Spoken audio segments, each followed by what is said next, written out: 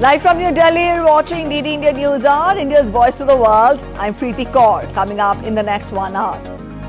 India sets world record with 642 million voters, says the Chief Election Commissioner Rajiv Kumar. Hails women voters for massive turnout.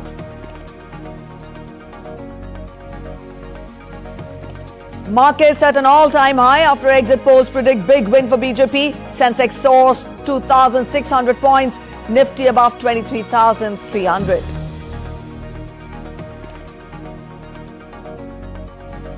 Mexico's Claudia Sheinbaum wins landslide victory to become the country's first woman president.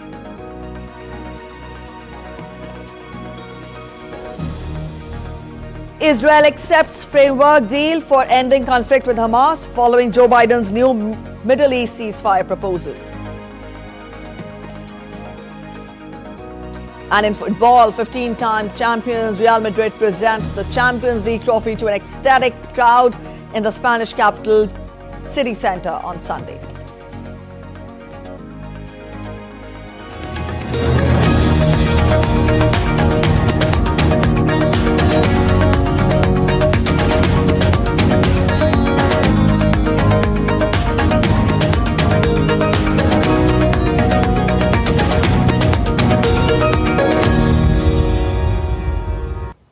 Chief Election Commissioner Rajiv Kumar has highlighted the historic firsts of 2024 polls while briefing the media on the counting day preparations. The Chief Election Commissioner said that India has created a world record of 642 million voters who took part in the Great Indian Elections 2024. He termed this as a historic moment for all of us and for the nation as a whole. We have created a world record of 642 million proud Indian voters. This is a historic moment for all of us, for the nation as a whole. 642 ever, anywhere in the world, in any of the electoral exercise. That's what is the number of voters. And this is, just to give you some small statistics, this is 1.5 times of the voters of all G7 countries. There are 312 million proud women voters. This is also the highest ever in the world. It is larger than the 2019 elections, both the total and the women voters. The Chief Election Commissioner also spoke of the incredible voter turnout reported from Jammu and Kashmir. आप सब pictures देख चुके हैं. 58.58% overall turnout and in Valley 51.5. हमने जो आंखों में चमक है, जो भविष्य को लेके चमक है, जो डेमोक्रेसी में पार्टिसिपेशन को लेके चमक थी, जो क्राउड थी, जो भीड़ थी, उसमें हमने उसको देखा है. The CEC also lauded the elders who took part in home voting as heroes. Home voting में जिन लोगों ने हमारे साथ वोट दिया, ये हमारे लोकतंत्र के गणनायक हैं. आजादी से पहले का भारत इन्होंने देखा है और पिछले 70 सालों में इन्होंने देश की एक एक चीज में तरक्की में और कार्य में भाग लिया है. इनको भी हम दिल से नमन करते हैं कि इतने दिल से इन्होंने हमारे इलेक्शंस में भाग लिया. और हमारा तजुर्बा ये कहता है कि जब हमने सबके घर में पर्ची बांटी कि आपको 12D भरना है, लेकिन मेजॉरिटी ने हमसे ये कहा कि हम बूथ पर आना चाहते हैं. We want to celebrate. We have been going to the booth. We want to go to the booth.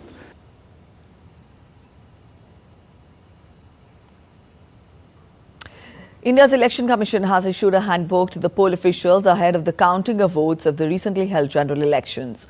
The counting of votes for the general election and the state legislative assemblies of Andhra Pradesh and Odisha and by-elections to assembly constituencies shall be held on 4th of June starting 8 a.m. IST. India's Chief Election Commissioner Rajiv Kumar, along with 2 election commissioners, had reviewed the counting day preparations with all chief electoral officers and returning officers. The counting trends and results as per data entered by RO and ARO for assembly constituencies and parliamentary constituencies will be available on the ECI website as well as on the Voter Helpline app, both iOS and Android mobile apps. The Voter Helpline app can be downloaded from the Google Play Store or Apple Play Store. The poll body has also issued a handbook for returning officers and counting agents available on the ECI website.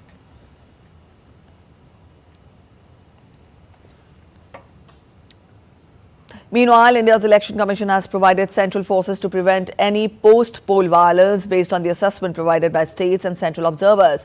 Andhra Pradesh and West Bengal have been provided with security forces for 15 days after counting days. Also, Uttar Pradesh, Odisha, Sikkim, Arunachal Pradesh have been provided security forces till 2 days after the counting day.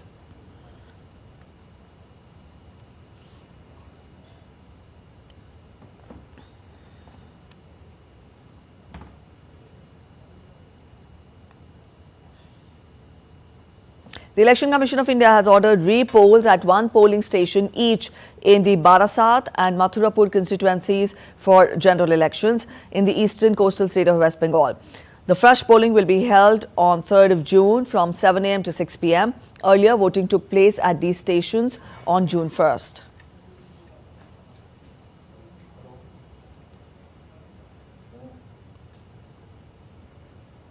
The German Foreign Office has congratulated Indians for successfully conducting the world's largest democratic elections. It said that Germany is looking forward to working with India's new government and taking cooperation to the next level. In a post on X, the German Foreign Office said, and I quote, "Congratulations to the Indian people for successfully concluding the world's largest democratic elections. We are looking forward to working with India's new government and to taking our cooperation with India to the next level."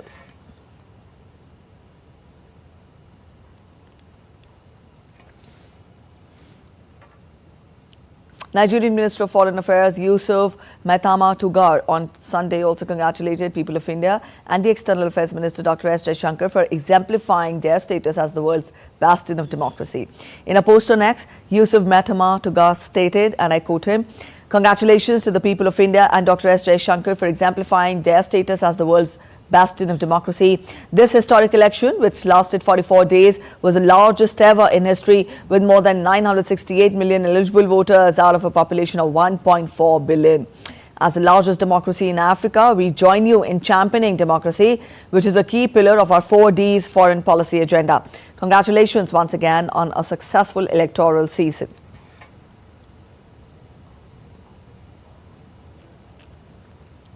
Moving on to the southern state of Tamil Nadu now, though exit polls have unanimously predicted a thumping victory for the DMK alliance, but not a clean sweep, as has been consistently asserted by the ND bloc leaders of the state. The polls have also predicted the BJP making significant inroads into Tamil Nadu and Dravidian major AIADMK getting pushed to the third spot.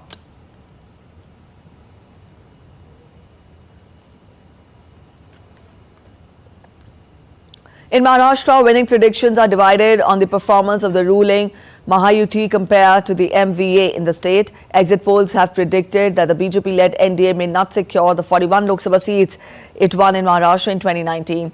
The NDA is confident of winning 4 out of 6 seats in Mumbai, while the INDIA bloc has refrained from commenting on the exit polls.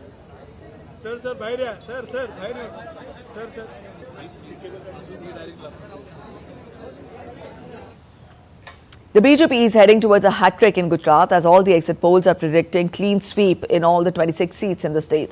All the 26 seats in the state went to polls in a single phase on May 7th. Gujarat is the bastion of the Bharatiya Janata Party. The party's dominance in Gujarat was re-established in 2019 when it managed to win all the 26 seats for the second consecutive time.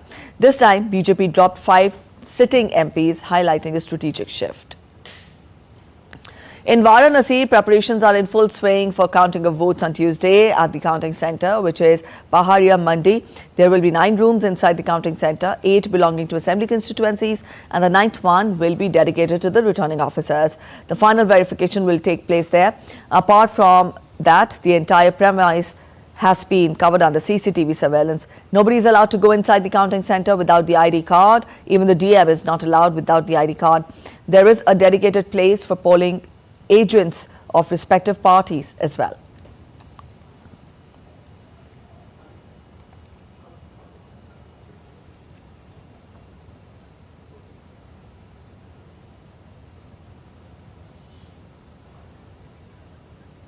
All right, let's get inputs coming in from different reporters who are stationed across different parts of the country. Shishir Shelar is joining us from Mumbai, and also Deepika Mehta is joining us from Varanasi. Thank you so much, both of you, for joining us. First, Shishir, I'll come to you when we talk of the state All right, I'm told that Deepika Mato is there with us from Varanasi. We'll try getting Shishir in a short while from now. But Deepika, the Prime Minister is expected to do a hat-trick from Varanasi Lok Sabha seat as per the exit polls. You've been there for a while now. Let us get more from you as to what are you picking up from there? What is the common popular sentiment? Good afternoon, Preeti. Yes, when we talk to the people before the polling, they say that they witnessed a lot of development here across Varanasi, and this development has really helped them in, making their earnings to take them to a better level and to take them to a next level. Not only the personal finances have improved, but also the hotel business, the commerce of Varanasi has improved many-fold across so many years, and especially if we talk about the past 9 years, this is what the people say. We went to the Ghats also, and there they say that females especially, they've got employment opportunities because they've got their small shops that they've placed over different ghats. Earlier ghats were very dirty, and they were very dirty and not really developed. So this has given them a very good opportunity to not only prove themselves but to earn for their family also. There are a total number of 85 ghats, and we can just take an idea from this that 85 ghats means so many employment opportunities for thousands of people of Varanasi, specifically when we talk about. And when we went on the polling day, we saw Prime Minister Narendra Modi urging all the citizens to go out in large numbers, create a new record, and that record has also been created. We heard from the Election Commission today, and he urged especially the senior citizens and women and the first-time voters to go out in large numbers. And on the polling day, in the last and the 7th phase, we showed you visuals of how people were gathering outside the polling booths at 6:30 a.m. onwards, and we could find senior citizens in that lot. We could find first-time female voters also in that group. So many enthusiastic voters turned up in huge numbers to cast their vote. And now when we talk about at the third stage, talk about the exit poll. The exit poll clearly showcases a clean sweep for Prime Minister Narendra Modi once again from this particular Varanasi. However, his aim and agenda is to cross the 10 lakh voter margin, because earlier it was 6 lakh plus. In 2014, he's also seen a phenomenal victory for his party from Varanasi. This time also he's aiming it to be a a 6-digit figure when we talk about Prime Minister Narendra Modi's marginal victory. And if we talk about the rest of the UP, the exit poll shows that the BJP might get somewhere around 65 to 71 seats. There are a few pain areas for BJP when we talk about Mainpuri, when we talk about Azamgarh, when we talk about the seats where Akhilesh Yadav and Dimple Yadav are fighting. Dharmendra Yadav is also there. So everything would be clear after 24 hours when we have the final results. But as of now, the win goes in favor of Prime Minister Narendra Modi. All right, so that was about exit polls. Now, Deepika, we also heard the Chief Election Commissioner give us synopsis of how well the exercise of elections was conducted in the country. He also talked of the record participation of women and also the elderly. You're there in Uttar Pradesh, the state which gets the largest chunk, the largest share of MPs in Lok Sabha. Let us get more from you as to what did you witness, what was your evaluation of the whole exercise, the way it was conducted in Uttar Pradesh when you talk of the participation of women, the participation of youth. The Prime Minister also gave repeated calls for the women and youth to come out in huge numbers to vote. We saw it in the visuals only that how excited the people were here in Varanasi. Not only Varanasi, we showed you the visuals of Azamgarh and Jaunpur, Gorakhpur also when we went to cover those areas. And the people were really enthusiastic and excited. And we saw that reflecting in the percentage figure, because the entire percentage figure of UP crossed the 50% mark. And that too despite in this hot scorching heat, because it is really hot and humid. And on the polling day, the temperature was touching somewhere around 47-48 degrees Celsius. And not only this, when we had the silent period in between, the hottest day was on the silent period, which was touching somewhere around 49 degrees Celsius. Even after that, we did not see any dampening of enthusiasm in any of the voter, and not even the Election Commission officials. You would be delighted to know, Preeti, that the Election Commission officials not only provided water and basic shade to the voters, but they also provided ORS sachets along with some important medicines in case of any exigency, which were made ready on every free polling booths. Not only this, Election Commission here, especially in Varanasi,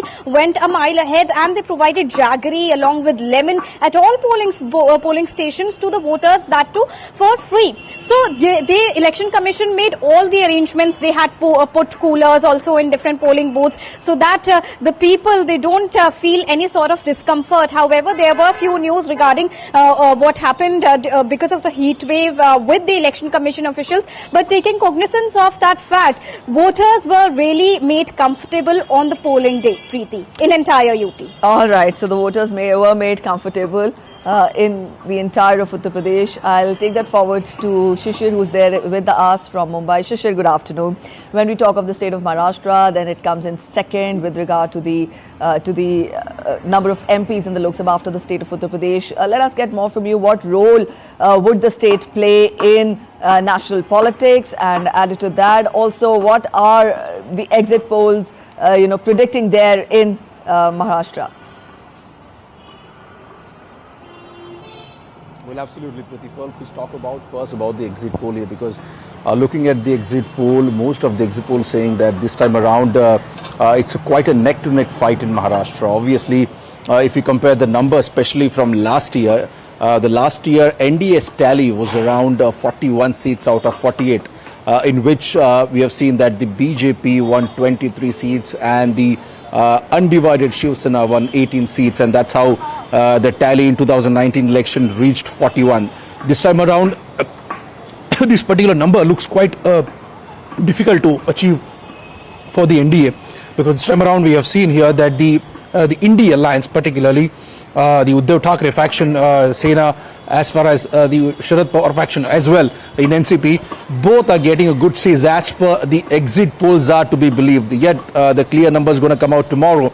But looking at this number, it seems that quite a neck-to-neck fight between the NDA alliance and the India alliance. Obviously, both the sides claiming that they're going to get maximum seat in this particular election. So obviously the 24 hours left for the results to come out, and probably we may get these numbers. But these numbers that we're talking about is as per the exit polls number. You rightly said that Maharashtra plays quite important role in national politics, because the second largest number of MPs goes from Maharashtra, and that's the reason this is particularly a too big state to leave left for the opposition, and that's the reason even the NDA has eyed for it. We have seen 19 plus rallies of prime ministers in Maharashtra. Apart from that, before election was announced, we have seen that Prime Minister have also came several times to inaugurate various important projects in Maharashtra. Even on the other side, we have seen that the opposition also equally entirely carried out the polling campaign in Maharashtra. The big leaders of the India alliance, including Rahul Gandhi, also Priyanka Gandhi as well, have actually contested at various locations also, and they have taken a very important big rallies in Maharashtra. So obviously, both the sides, the NDA sides and the India alliance sides, have actually tried really hard to get the maximum seat this time around. And looking at these numbers, the numbers are at this point up quite different. Obviously, the BJP particularly and the NDA has claimed that they're going to get 40 plus seats in this Lok Sabha election, and that's how they've actually tried. But it seems at this point in time, the exit poll numbers giving quite different picture. Although on a national front, we have seen here that this exit poll has given quite a good thumping majority to the NDA.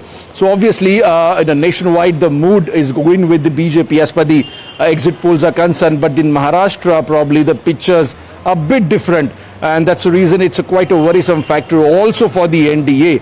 Because obviously, this is just a Lok Sabha election, but going forward, the Maharashtra will also go for the assembly polls, and probably we can say that this is a run-up before the assembly polls here, and that's the reason all the MPs along with all the MLAs in Maharashtra really tried hard to get these numbers.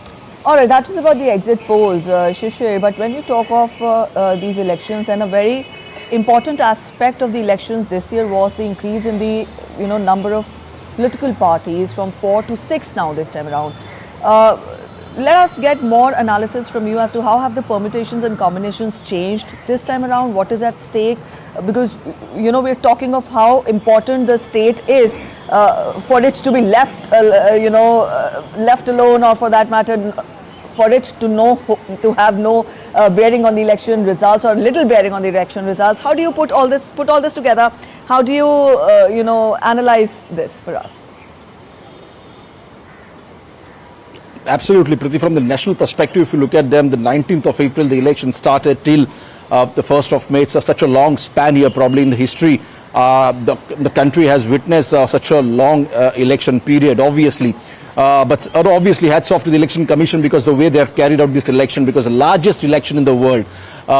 Before, obviously, it's almost 40-45 days of election period. Before that, the election machinery swung into action. As a result, we have seen here that some of the important recognition which will be in the name of the Election Commission. In the Kashmir Valley, we have seen the percentage has increased than what we have seen in the last 4 decades.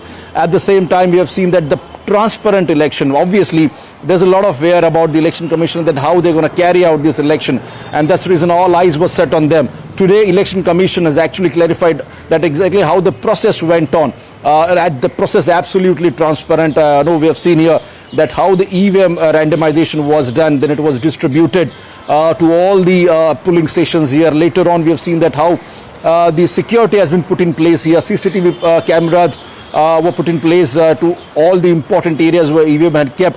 On the election day, we have seen here that the ample security arrangements have been done, and not just security arrangements, because this time around the election was happening during a scorching heat in the entire country, and that's the reason special arrangements have done, keeping that mind as well. Our colleague Deepika has just mentioned that how Election Commission has distributed water.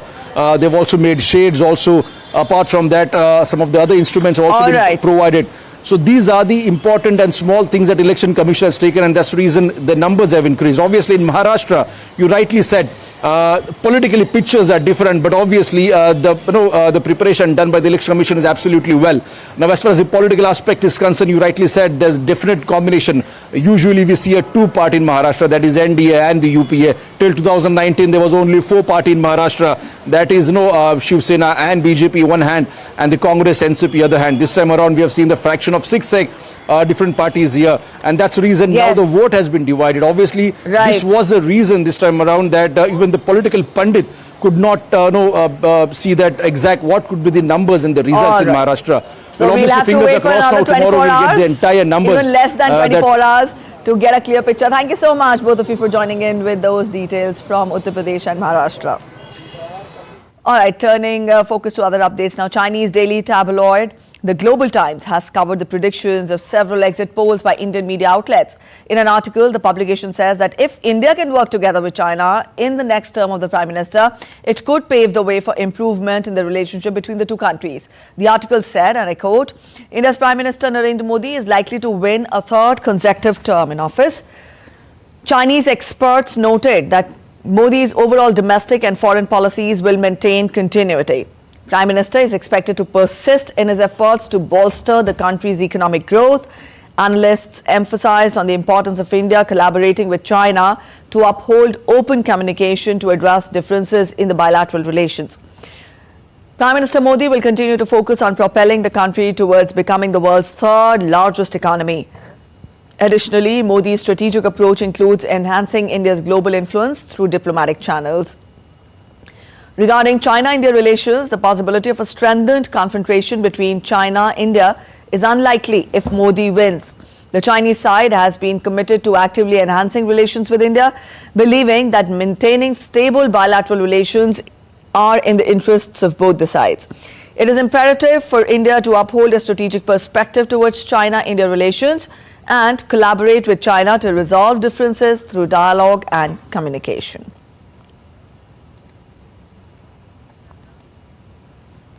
Exit polls of India's general election have propelled Indian stock market to a record high. BSE Sensex touched a new high, breaching the 76,700 mark as markets opened on Monday morning. Sensex opened in green with a high of 2,000 points, while Gift Nifty was recorded up by 800 points above 23,500 for the first time ever.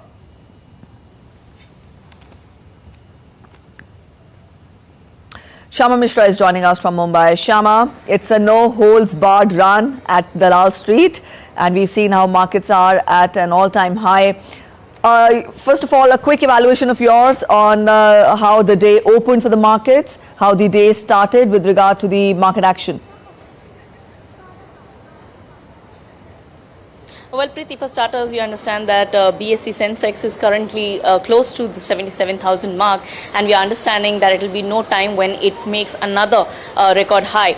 Same as for the NSE, which is also trading above the 26,000 mark, and there also the traders and market experts are expecting that there will be a new record high soon, given the fact that tomorrow is the counting and tomorrow is the big day when the results would be out. The markets are currently rallying on the pre-exit poll, that is 350 plus for the NDA, and this is what is rallying up.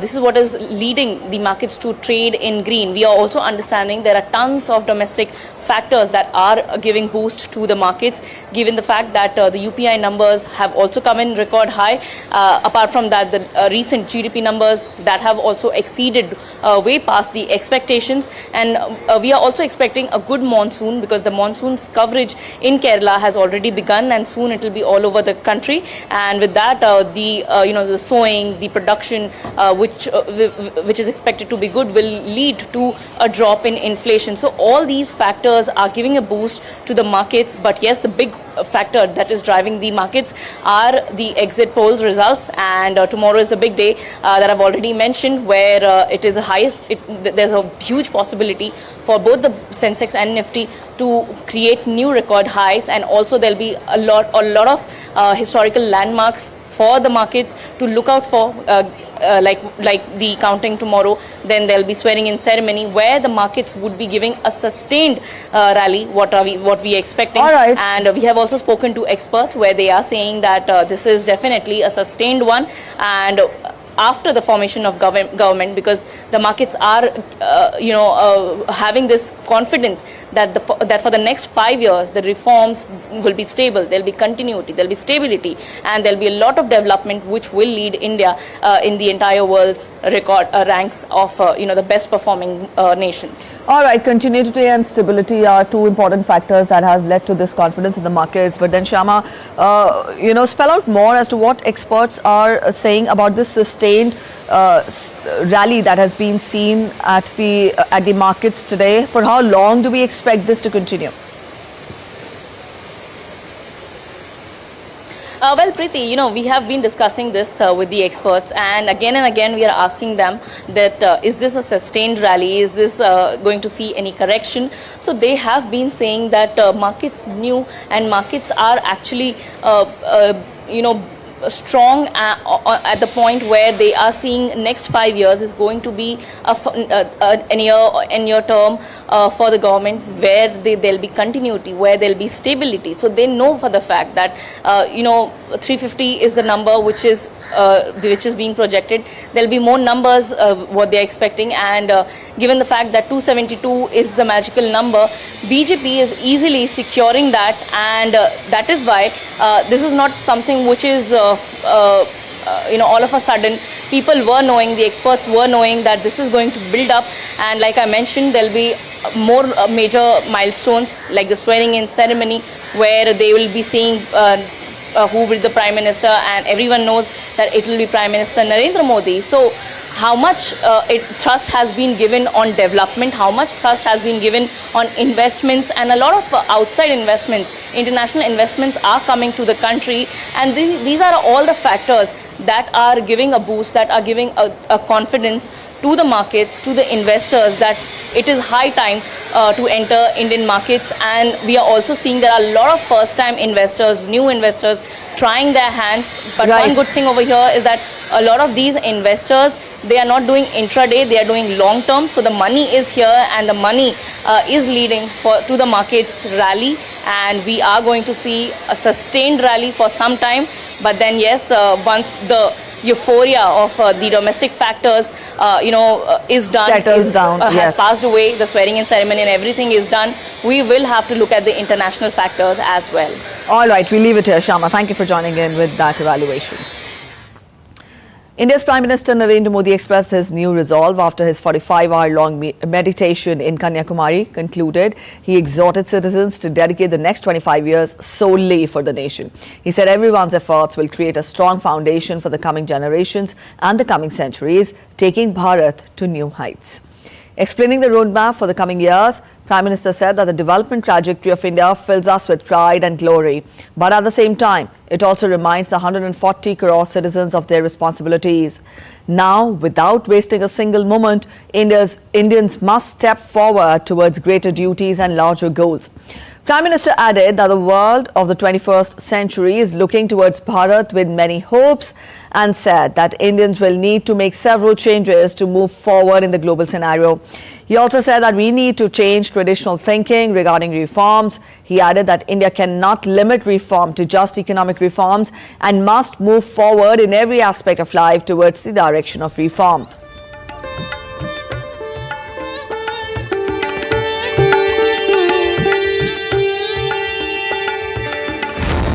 Prime Minister further said that our reform should also align with the aspirations of a Viksit Bharat, which is developed India by 2047. Prime Minister said we need to dream new dreams, convert them into realities and begin living those dreams. Prime Minister said that Bharat's governance model has become an example for many countries around the world. He said that India's progress and rise are not just a significant opportunity for Bharat alone, but also a historic opportunity for all our partner countries around the world. The world has been increasingly envisioning a bigger role for Bharat. He wrote that Bharat is being acknowledged as a strong and important voice of the global south. The African Union has become part of the G20 group at the initiative of Bharat. He said we must see Bharat's development in a global context, and for this, it is essential that we understand Bharat's internal capabilities. He stressed that all must acknowledge Bharat's strengths, nurture them, and utilize them for the benefit of the world. Prime Minister said that in today's global scenario, Bharat's strength as a youthful nation is an opportunity from which we must not look back. He added that we must make excellence the fundamental principle to make our country a Viksit Bharat and work quickly in all the four directions, that is speed, scale, scope and standards, and adhere to the mantra of zero defect, zero effect.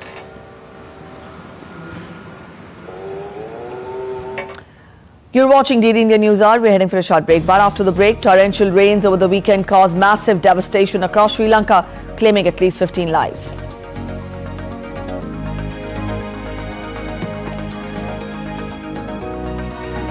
Three more deaths reported as floods caused massive inundation in parts of Assam. Central government announces compensation of victims of cyclone Remal.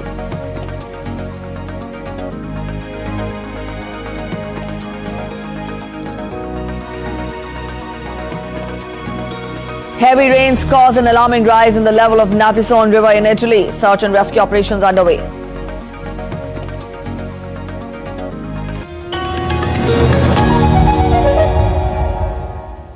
After a grueling campaign, after exhausting polling spanning 7 phases, the stage is set for the counting day, the grand finale of the largest electoral exercise ever.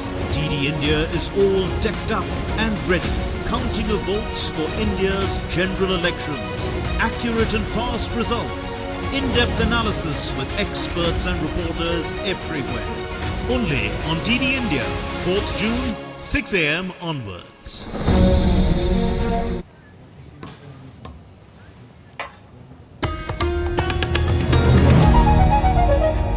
Welcome back after the break. You're watching DD India News Hour and I'm Preeti. Severe monsoon over the weekend in Sri Lanka caused widespread devastation across the island, claiming at least 15 lives and leaving more than 19,000 people stranded. Torrential rains exceeding 300 millimeters have led to flash floods, uprooted trees, strong winds, lightning and landslides. The Sri Lankan Army and Air Force have been pressed in service for rescue operations. Schools have been closed in several areas till Monday. Electricity has also been suspended as a precautionary measure. Red notices for landslides have been issued in 4 districts.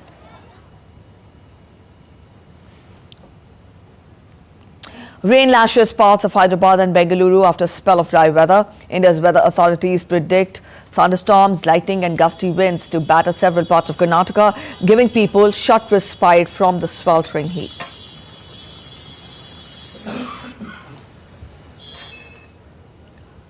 A total of 14 people have died in floods that inundated parts of Assam, according to official estimates. 3 more deaths were reported on Sunday, which took the official tally to 14 since May 28th. Now, according to the authorities, 2 people were reported missing on June 2nd. Kopili, Barak and Kushiara rivers are flowing above the danger level. 13 districts or states have been reported to be affected in the floods.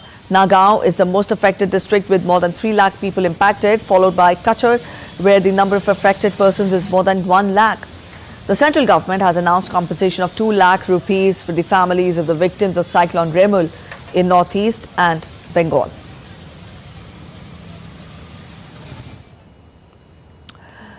DD India correspondent Momita Biswas joins us from Guwahati. Momita, we've told our viewers about the extent and the scale of devastation caused because of the rainfall and the floods. You get us the latest. Yes, Preeti. If you talk about the flood situation in Assam, the situation remains quite grim in Assam. Near about 13 districts is completely inundated due to the flood. The major districts that I want to mention that is Nagaon, Hojai and Kachar is highly affected due to the flood. More than 5 lakh people has been affected in these districts. If we talk about the latest report of Assam Disaster Management Authority, 3 more deaths have been reported yesterday, which makes a total of 14 deaths so far, 2 in Kachar and 1 in Nagaon by yesterday itself.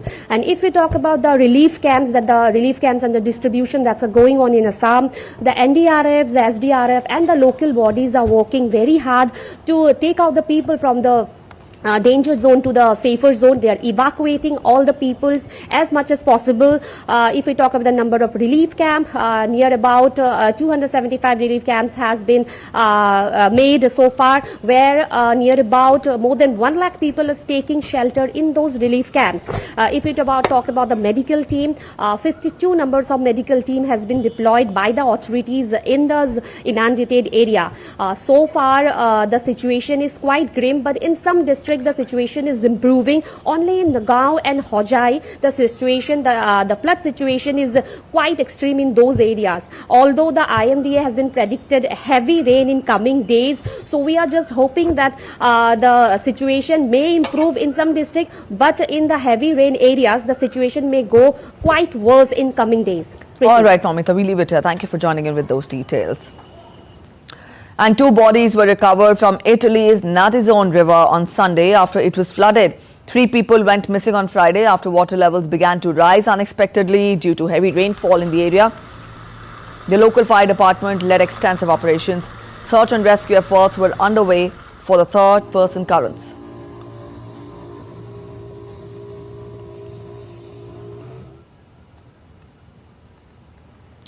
U.S. Secretary of State Antony Blinken held separate phone calls with Israeli Defense Minister Yoav Gallant and Benny Gantz, who joined Prime Minister Benjamin Netanyahu in an emergency coalition to discuss a proposed ceasefire deal in Gaza. The calls came as an aide to Netanyahu said that Israel had accepted the deal that had been touted by President Joe Biden. In an interview, Ophir Falk, the chief foreign policy advisor to Netanyahu, said that the plan was not a good deal, but Israel has accepted it. He added that Israel's conditions, including the release of the hostages and Hamas's destruction, have not changed. Last week, Biden presented Israel's 3-phase plan to end the conflict.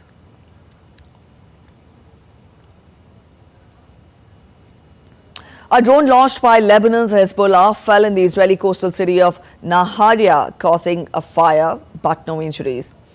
Air raid sirens had sent the city's 75,000 residents running for shelter after a day of continuous rocket fire from Lebanon and northern Israel. The Israeli military said that it had responded throughout the day by striking Hezbollah targets.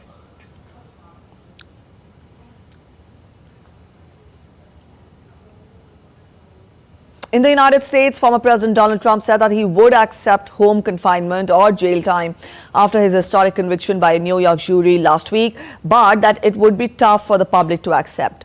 Trump is scheduled to be sentenced on July 11th, 4 days before Republicans gather to formally choose their presidential nominee to face Democrat President Joe Biden in November's election. He has vowed to appeal his conviction by the New York jury, which found him guilty of 34 felony counts over falsifying documents to cover up a payment to silence an adult star ahead of the 2016 election. Trump has used his conviction to step up his fundraising efforts. In an interview to a news channel, Republican presidential candidate said at a certain point there will be a breaking point, though Trump did not elaborate on what he thought might happen if that point is reached. I saw one of my lawyers the other day on television saying, "Oh no, you don't want to do that to the president." I said, you don't beg for anything. You just the way it is. I don't know that the public would stand it. I'm not sure the public would stand for it. I think it would be tough for the public to take. At a certain point, there's a breaking point. Mexico has made history by electing its first woman president in the country's largest election ever. Claudia Sheinbaum, the former mayor of Mexico City, has won the presidency by a strong majority. The country saw its most historic election as for the first time in the country's history, 2 women led the polls. Sheinbaum's opposition, Xochitl Galvez, is an opposition senator and a tech entrepreneur. Amid the historic polls, 2 people were killed in violence at a polling center on Sunday. Voting was suspended at one polling center after a person was killed in a shooting in Coyomepun, a town in the state of Puebla. Mexico's largest ever elections have also been the most violent in modern history, with the killing of 38 candidates. Sheinbaum, who has won the majority over her main competitor, Xochitl Galvez, is now tasked with confronting organized crime violence. A victory for Sheinbaum represents a major step for Mexico. The winner is set to begin a 6-year term on the 1st of October.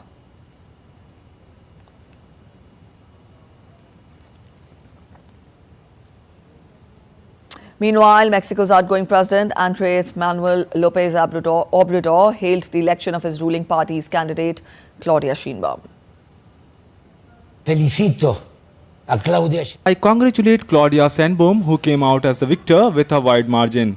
It will be the first female president of Mexico in 200 years. The president possibly got the most votes in our country's history.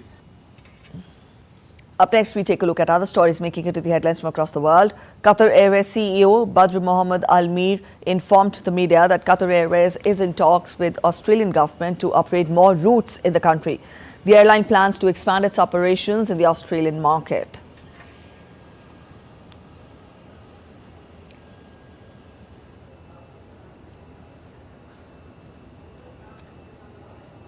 Spain's Madrid Zoo Aquarium held a welcoming ceremony for a giant panda couple from China. The pandas arrived at the zoo following the renewal of its agreement with the China Wildlife Conservation Association for giant panda protection. They will remain in Spain for the next 10 years.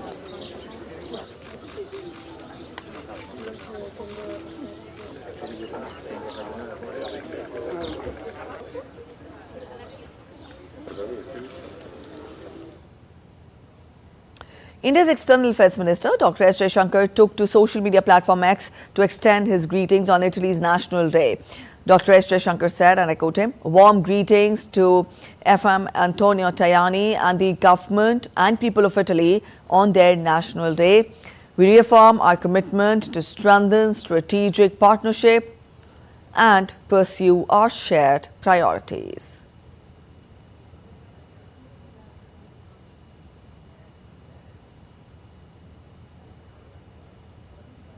And now we take a look at other stories making it to the headlines from across India.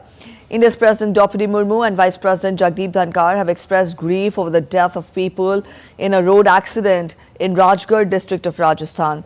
The accident that happened near Rajasthan-Madhya Pradesh border claimed 13 lives and injured 18 others. Chief Minister Dr. Mohan Yadav also expressed grief over the accident.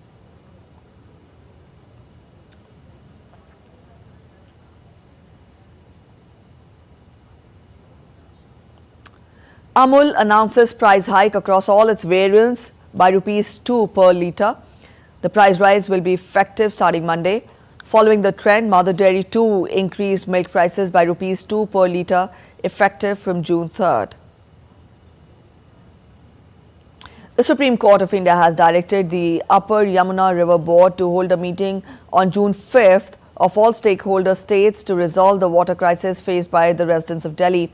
Solicitors General for Centre and the state of Haryana said wastage of water in Delhi is also an important issue and a cause of concern. Brigadier Jiten Nale, Commandant ASC Centre, reviewed the passing out parade for 261 Agniveers being held in Bengaluru on Monday. After a security threat for Mumbai-bound Akasa Air Flight QP1719, the plane was diverted to Ahmedabad on Monday. Starting from Delhi, the flight had 186 passengers, 1 infant and 6 crew members on board. The captain followed all required emergency procedures and landed safely at Sardar Vallabhbhai Patel International Airport at 10:13 a.m.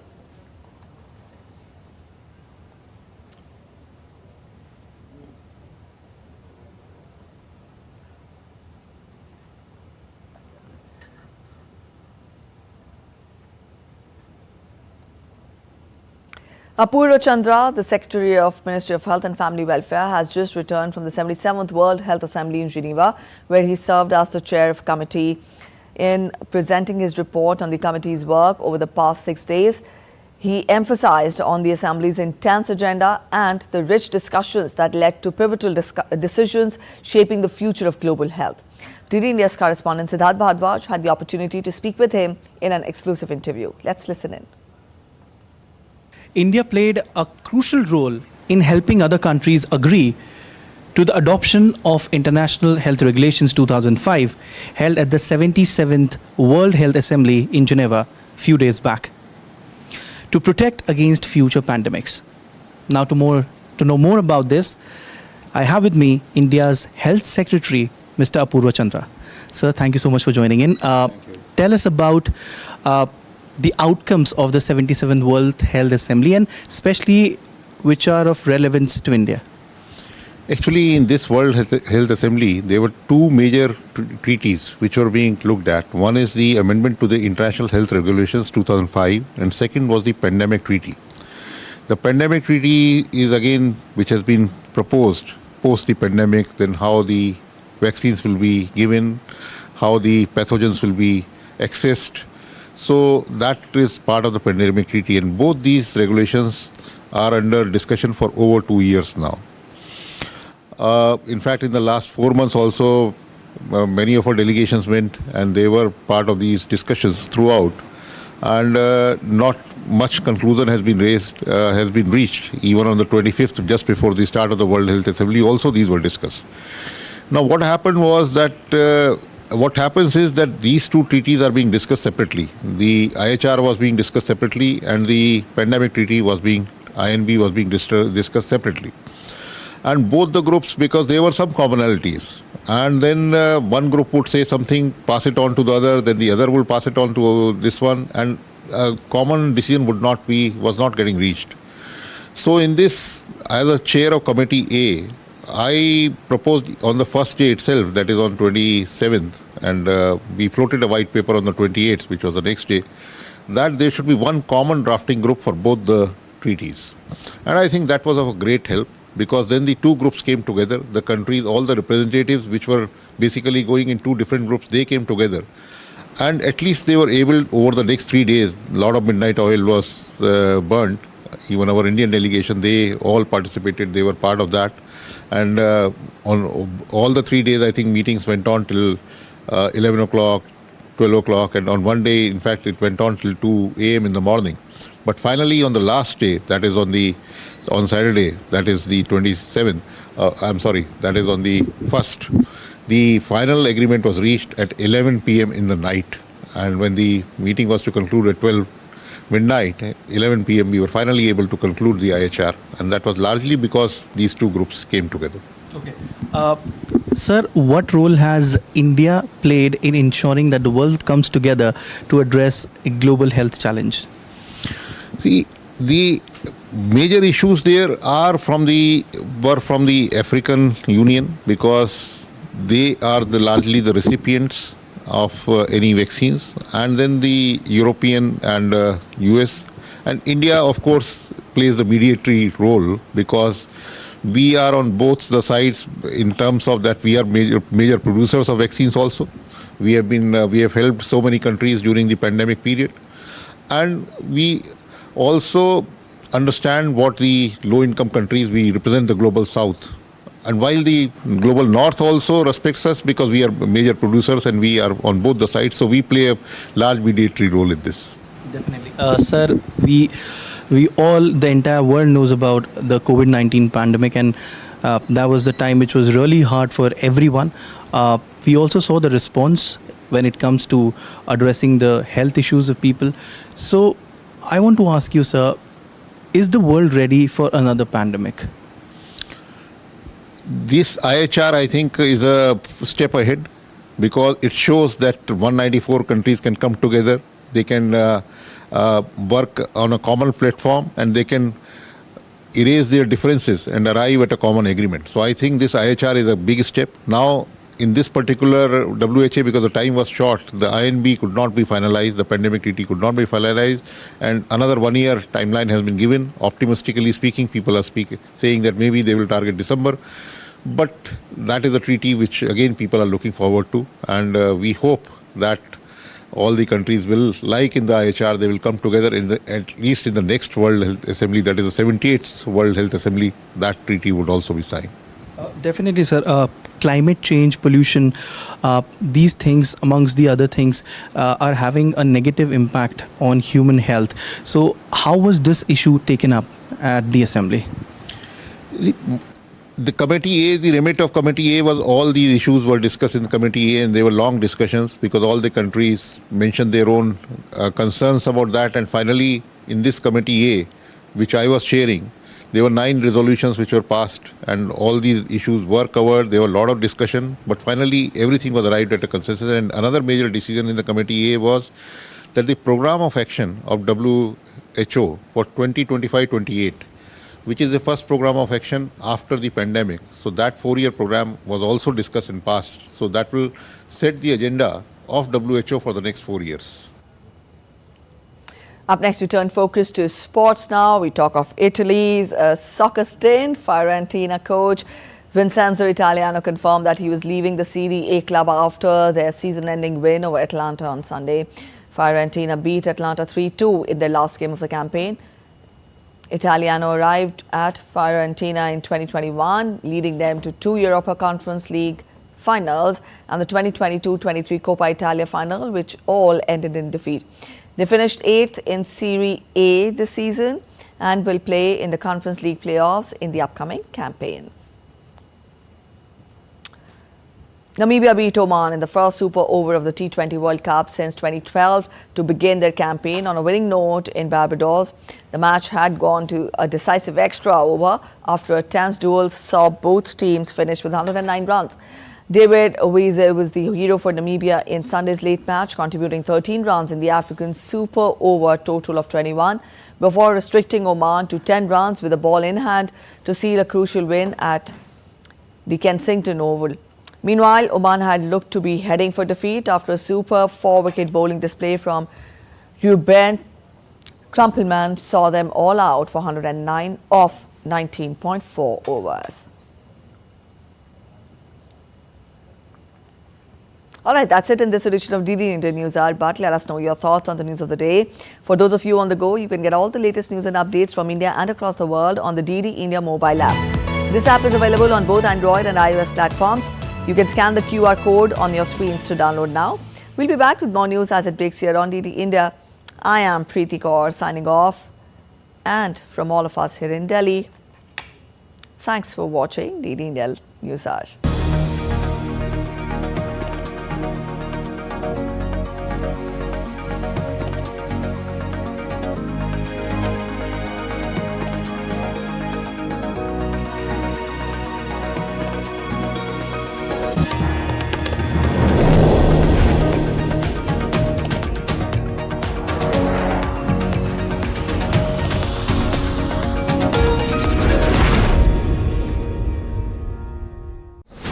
after a grueling campaign, after exhausting polling